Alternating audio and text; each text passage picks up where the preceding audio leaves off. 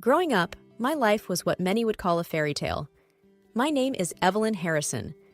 I was born into the Harrison family, one of the most influential families in our city. Our name was always in the papers for one event or another, but behind closed doors, we were just a regular family. My father ran Harrison Industries, a massive conglomerate with its fingers in everything from tech to fashion. I spent my childhood in large mansions, attending posh schools, and going on extravagant vacations. But despite all that, I never felt truly connected to that lifestyle. I enjoyed simple things, like reading a good book or having heartfelt conversations with close friends. During one of our family events, I met Daniel. He was different from the people I was used to. He wasn't from a wealthy family. In fact, he was there catering for the event. His laughter was genuine, and he had this light in his eyes, something I hadn't seen in a long while. "Hey, you're Evelyn, right?" he asked, handing me a drink. I nodded. "Yes, and you are?" "Daniel," he replied with a smile. "I work with the catering team. This is a big gig for us." We started talking, and it felt like we had known each other for years. Our conversations were simple, genuine, and heartfelt. He introduced me to a world outside my privileged bubble. A few months into our relationship, I introduced him to my family. My father, always the businessman, asked, "What do you do, son?" "I'm a caterer, sir," Daniel replied confidently. My mother, always the gracious host, said, "It's good to meet you, Daniel. Evelyn has told us a lot about you." After some time, I met Daniel's parents, Mr. and Mrs. Thompson. They lived in a modest house surrounded by lovely neighbors. Mrs. Thompson hugged me the moment she saw me. "Oh, Evelyn, we've heard so much about you. Welcome!" Mr. Thompson added, "Daniel never stops talking about you. It's good to finally meet the girl who stole our boy's heart."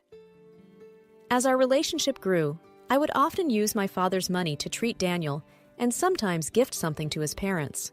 It felt good to share my blessings with someone I loved. The morning everything changed began like any other. I was sipping my morning coffee when my phone rang. Seeing my father's name flash on the screen, I answered cheerfully, "Good morning, Dad." There was a pause on the other end before he replied, his voice heavy with concern. "Evelyn, I need you to come to the office, now." The urgency in his tone caught me off guard. "Is everything okay?" "Just come. I'll explain when you get here," he responded, ending the call. Confused and worried, I quickly dressed and headed to Harrison Industries. The office was buzzing with activity, but not the usual energetic kind. There were hushed conversations and many concerned faces. The receptionist, usually so chirpy, gave me a sympathetic smile as she directed me to my father's office. Upon entering, I found him sitting behind his massive desk, papers scattered everywhere. His face was pale, and he looked like he hadn't slept in days. "Dad, what's going on?" I asked, my voice filled with worry. He took a deep breath, clearly trying to find the right words. "Harrison Industries. We're declaring bankruptcy." My heart felt like it dropped to the floor. "What do you mean? How did this happen?" "We've been facing losses for a while, Evelyn. I thought we could turn things around, but we're out of options. Our debts have caught up with us." I sank into a chair, trying to process the news. Our life, as we knew it, was changing. Returning home, I hesitated at the door, thinking of how to break the news to Daniel. When I walked in, he sensed something was wrong immediately. "Evelyn, what happened?" he asked, concern evident in his voice. I took a deep breath. "Harrison Industries is going bankrupt." Daniel looked stunned. "But how?" "We've been facing losses. I had no idea it was this bad," I admitted, tears forming in my eyes. He wrapped his arms around me, trying to comfort me. "We'll get through this, Evelyn, together." But things moved quickly after that. Our posh apartment, the one filled with memories of our love, was the first thing we had to let go of.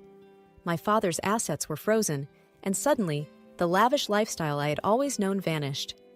"We'll have to move in with my parents," Daniel said one evening as we sat among packed boxes. "At least until we figure things out." I nodded, swallowing my pride. "It's just for a short while," I told myself. But little did I know, the real trials of our relationship were just beginning. The safety net I had always relied on was gone, and now We had to navigate the world together, without the cushion of wealth to soften the blows. Moving into the Thompsons' house was a stark contrast to what I was used to. Their home was warm and cozy, but much smaller than the sprawling spaces I had grown up in. But I reminded myself that it was only temporary. At first, everything seemed fine. Mrs. Thompson would cook delicious meals, and Mr. Thompson would often share stories from his youth. However, as days turned into weeks, I began to notice a change. Simple things, like the way Mrs. Thompson would watch me when I took an extra serving of dinner, or how Mr. Thompson would turn off lights in rooms, even if I was still using them. One morning, as I was setting the breakfast table, Mrs. Thompson commented, "You know, Evelyn, back in our days, we would only use one type of jam for breakfast, not 3. Helps save money." I looked at the 3 jars on the table, suddenly feeling embarrassed. "I'll keep that in mind," I replied softly. Daniel started to change too. He wasn't the easygoing, jovial person I fell in love with anymore. He would snap at small things and often come home from work visibly stressed. One evening, I tried to talk to him. "Daniel, is everything okay at work?" I asked, noticing how tired he looked. He sighed heavily. "It's just stressful, okay? We need money, and I'm trying to do everything I can."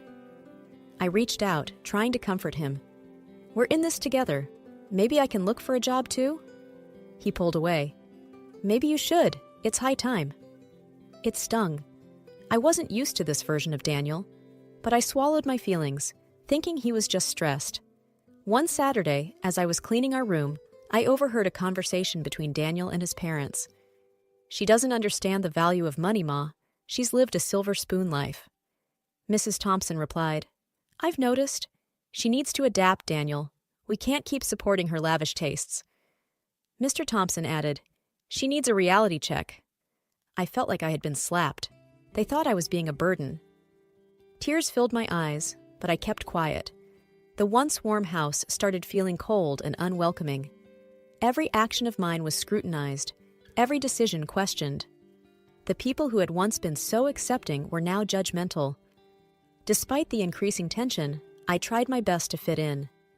I took up a job, started contributing to the household expenses, and even cut down on personal expenses. But no matter what I did, it never seemed enough. Evenings that were once filled with laughter and stories now became silent. The television would play in the background, but the atmosphere was always tense. Simple joys, like celebrating birthdays or anniversaries, became a thing of the past. It was clear that the financial strain was affecting not just our lifestyle, but our relationships too. I often found myself reminiscing about the old times, wishing things could go back to the way they were. But as each day passed, the divide only grew wider, and I couldn't shake off the feeling that the worst was yet to come. It was a few months into our stay at the Thompsons' home when Mr. Thompson's birthday approached. In previous years, this day had been marked by a simple family dinner at home. However, this year, they decided to celebrate at a nearby restaurant, inviting me to join them. I felt a mix of hope and anxiety. It was a chance for us to bond as a family again, away from the confines of the house. Maybe things could start to improve. Maybe this dinner could be a turning point. On the evening of the celebration, I made sure to dress modestly, not wanting to give any room for negative comments. As we entered the restaurant, I took in the familiar ambience of a place I had visited many times before. Back then, under different circumstances. The waiter led us to a reserved table. I noticed the patrons, some glancing at us, recognizing me from the old days. The thought made me slightly uncomfortable, but I pushed it aside. We settled in, and menus were handed out. I glanced through, noting the prices.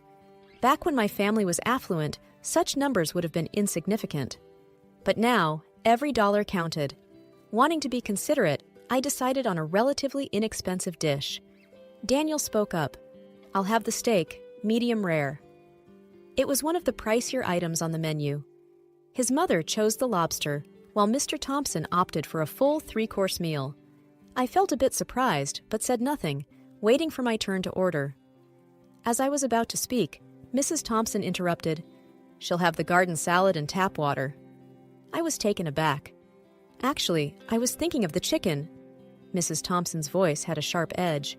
"The salad is plenty. We need to be mindful of our expenses." I felt humiliated. My cheeks turned hot, and I could feel the eyes of nearby tables on us. Daniel chimed in, chuckling. "Yeah, Evelyn, can't always get the fancy stuff anymore." My heart sank. This was the man I loved? The man who once promised to stand by me through thick and thin? Before I could muster a response, Mr. Thompson added, "You should be grateful. Some people don't even get bread." Their laughter echoed in my ears, and a heavy lump formed in my throat. I felt like a spectacle, humiliated in front of an audience. With all eyes on me, I finally found my voice. "When my family was doing well, I shared everything I had with all of you. And now, when times are tough, this is how I'm treated?" Mrs. Thompson scoffed. "It's about time you learned the value of money." Daniel looked away, unable to meet my gaze. Mustering all the strength I had, I said, "I may not have the money I once did, but I still have my dignity." I stood up, leaving the table, the restaurant, and the whispers behind. The dinner, which I had hoped would be a turning point, had turned into a disaster. But it was also an awakening. I realized that while money could be lost and regained, some relationships were damaged beyond repair. And as I walked out into the cool night, I felt more determined than ever to find my way out of this mess.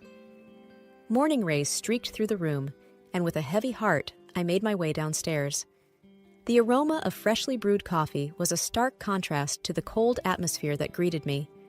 There, sitting around the breakfast table, were Daniel, his father, and his mother. The previous night's events still fresh in their minds and mine, the silence was palpable. Eager to break the tension, I decided to address the elephant in the room. "I understand last night was uncomfortable for everyone. Can we discuss it?" Daniel's mother scoffed. "Uncomfortable? That's one way to put it. It was downright embarrassing, Evelyn." His father chimed in. "What were you thinking? Making a scene in a public place? And over something as petty as a dish?" Daniel looked at me, his eyes void of the warmth they once held. "You could have taken it up with us privately." I was hurt, I defended myself, trying to keep my emotions in check. "When I saw that you all intentionally ordered the cheapest dish for me, it felt like a slap in the face." "It's just food, Evelyn," Daniel said dismissively. "No, it's not just about the food," I countered, my voice trembling with anger and hurt. "It's about respect, understanding, and love." I turned to Daniel, searching for any trace of the man I fell in love with. "Do you even love me, Daniel? Or was it always about the money?" He hesitated for a moment, then with a smirk replied, "Money is a significant addition to love, isn't it?" I felt like the ground beneath me had vanished. The weight of his words, filled with cynicism and devoid of any emotion, hit me harder than anything before. And to add salt to the wound, his mother added, "You were never a good fit for our family, always spending without thinking. Now you're just a freeloader." The hurt was too much to bear. The walls of the house, which once felt welcoming, now seemed to close in on me. Without another word, I turned away, my heart heavy, realizing that the love I thought was unbreakable was built on a foundation of convenience and materialism. Tears blurred my vision as I drove the familiar route to my parents' home. Every turn, every tree, brought back memories of a life that now felt worlds away. I wasn't sure how my parents would react, but I needed the comfort of home. The driveway looked the same, lined with the roses my mother loved so dearly. As I stepped out of the car, the front door opened, revealing my mother's worried face. "Evelyn!" She rushed towards me, pulling me into a tight embrace. Her warmth was an immediate solace, and I allowed myself a moment to just be held. Pulling back, she cupped my face, her eyes scanning for answers. "What happened, my love?" I swallowed hard, recounting the events of the past few months, ending with the disastrous dinner. She listened intently, her face a mixture of concern and anger. "Oh, Evelyn," she sighed, "you deserve so much better. I thought they loved me. I thought Daniel loved me." She brushed a strand of hair from my face. Sometimes, adversity reveals people's true colors. We were interrupted by the sound of my father's footsteps. He had a newspaper in hand, an amused expression on his face. "Is that my daughter I hear?" he said, feigning surprise. "Dad," I chuckled through my tears. He enveloped me in a hug, then held the newspaper out to me. The headline read, "Jackson Enterprises, from the brink to booming." "We're back on track," he said with a smile. I looked at him, shocked. "But how?" He chuckled. "Turns out the financial crisis wasn't as severe as we thought. With some smart moves and a bit of luck, we've not only recovered, but are thriving." I blinked back fresh tears, this time of relief. "Why didn't you tell me?"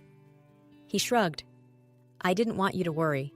Besides, I wanted to see who truly cared for my daughter, money or no money." My mother shot him a look. "You and your tests, John." I laughed. Typical dad. We spent the evening reminiscing, the warmth of my childhood home providing the comfort I so desperately needed. As night fell and I lay in my old room, I realized that while I had lost a partner in Daniel, I had regained something far more valuable, my self-worth and the unwavering love of my family. No amount of money could replace that. The weight of the recent events left an indelible mark on my soul, but it also gave me a newfound clarity. With renewed determination, I made my way back to Daniel's parents' home one last time, a suitcase in one hand and a folded newspaper in the other. Daniel, caught off guard, looked at me. "Evelyn, what are you doing?" "Ending this charade," I replied calmly, handing him the divorce papers. His face went pale and he stammered, What is this?" "Exactly what it looks like. I'm done, Daniel." His mother, with a smug look on her face, chimed in, "Good riddance. We knew you'd come to your senses and leave our son. It's for the best." Suppressing the urge to snap back, I unfolded the newspaper, handing it over to them. The headline gleamed, "Local business tycoon's company makes remarkable comeback." Daniel's father took the newspaper, reading aloud, his voice quivering. After facing potential bankruptcy, the company managed to not only stay afloat, but has also seen unprecedented growth in the past few weeks. My gaze never wavered. "You were so eager to label me a freeloader. It turns out life has a funny way of showing us who truly is shallow." I left the house, with no intention of ever looking back. Over the next few days, my phone was inundated with calls from Daniel, messages full of regret, apologies, and pleas for a second chance. And just when I thought I had heard the last from them, postcards started arriving at my parents' home. Picturesque landscapes, with scribbled messages from his parents, each bearing the same desperate sentiment. "Forgive us." But their words meant nothing. The pain and humiliation they had put me through were still fresh in my mind. One evening, after yet another call from Daniel, I decided it was time to put an end to this. Answering the phone, I said, "Daniel, I've moved on. Your calls, your parents' postcards, they mean nothing. We had our time, and it's over." The line went silent for a moment before he whispered, "I'm sorry, Evelyn." But apologies weren't enough. I was done giving chances. It was time to rebuild and focus on myself, far away from the toxic web of deceit and conditional love. My phone buzzed with a message. It was from Jenny. "Hey, heard there's a new art gallery opening downtown. Want to check it out?" I quickly typed back, "Absolutely. Let's go this evening." The gallery was brimming with people. The art ranged from vibrant paintings to intricate sculptures, each piece telling a unique story. Jenny and I moved from one exhibit to the next, soaking in the creative atmosphere. At one particular painting, a depiction of a phoenix rising from the ashes, I felt an odd connection. It mirrored my own journey. Jenny, noticing my fixation, commented, "It's beautiful, isn't it? The idea of rebirth, rising from adversity." I nodded. "It's symbolic. Reminds me of, well, everything." Later, as we grabbed a bite at a nearby cafe, Jenny looked thoughtful. "You know, there's this workshop next week. It's about rediscovering oneself, finding one's passion. Want to give it a shot?" My initial hesitation was evident, but then I thought, why not? Sure, let's do it. Over the next few weeks, the workshop became a transformative experience. I dabbled in different activities, finding solace in painting. It became a therapeutic outlet for my emotions, each stroke reflecting my innermost feelings. One evening, after a particularly intense session, the workshop instructor approached me, Your work, Evelyn, it's exceptional. Have you considered showcasing it? The idea had never crossed my mind. No, I haven't, but thank you. He smiled. Think about it. Your art tells a story, and it deserves to be shared. Days turned into weeks, and soon my small home studio was filled with paintings. The once unpacked boxes now contained art supplies. The transition was evident, from a woman scorned to an artist reborn. My father, ever the supportive figure, suggested organizing an exhibition. And with a little persuasion, I agreed. The opening night of the exhibition was a blur. Friends, family, and even strangers admired my work. The Phoenix painting, inspired by the gallery visit, was the star attraction. The evening concluded with a surprise. The workshop instructor approached, holding a check. A buyer, Evelyn, for the Phoenix painting. Stunned, I stared at the figure. It wasn't about the money, but the validation. My journey, my pain, my rebirth, it had resonated with someone. As the days settled and the exhibition came to a close, I realized that life was full of unexpected twists. But with each downfall, there was an opportunity for a new beginning. My past with Daniel was just that, in the past. I had found my passion, my calling, and for the first time in a long time, I was genuinely happy. Life had come full circle. From pain to passion, from despair to hope, it was indeed a new beginning. And I was ready to embrace whatever came my way.